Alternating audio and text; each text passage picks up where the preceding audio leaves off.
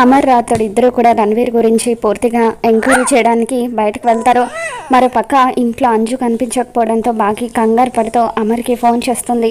బాగా కంగారుగా ఫోన్ చేసి ఏమండి అంజు కనిపించడం లేదు అని చెప్పి అంటూ ఉంటే, ఏమంటున్నావు బాగి, నువ్వు సీసీటీవీ ఫుటేజ్ని చెక్ చేసావా అని చెప్పి అమర్ అంటాడు. చెక్ చేశానండి, అందులో అంజు ఒక్కతే గేట్ దాటి బయటకు వెళ్ళినట్టుగా రికార్డ్ అయిందని చెప్పి బాగి అంటూ ఉంటుంది.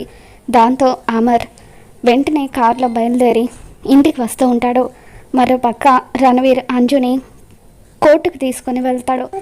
రణవీర్ బోన్లో నిలబడి మాట్లాడిన తర్వాత ఇప్పుడు దుర్గని ప్రొడ్యూస్ చేయండి అని చెప్పి జడ్జి గారు అంటూ ఉంటారు. ఇక దాంతో రణవీర్ తరపున వాదిస్తున్న లాయర్ అంజుని బోన్లోకి తీసుకుని వస్తూ ఉంటాడు. అంజుని బోన్లో నిలబెట్టిన తర్వాత, అమ్మ దుర్గా, ఈ బోన్లో నిలబడిన వ్యక్తి ఎవరు అని చెప్పి జడ్జి గారు అడుగుతూ ఉంటారు. దాంతో అంజు అలా రణవీర్ వైపు చూస్తూ ఉంటుంది. అమ్మ దుర్గా, అడిగేది నిన్నే అమ్మా, ఎవరతను అని చెప్పి జడ్జి గారు అడుగుతూ ఉంటారు. దాంతో అంజు మౌనంగా ఉండిపోతుంది.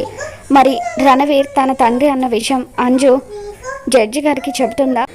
అంజుపై రణవీర్ కుట్ర గురించి అమర్కి తెలిసిపోతుందా? అసలు ఏం జరగబోతుందో మళ్ళీ మన ఛానల్లో తెలుసుకుందాం. ఈ వీడియో మీకు నచ్చినట్లయితే తప్పకుండా లైక్ చేయండి.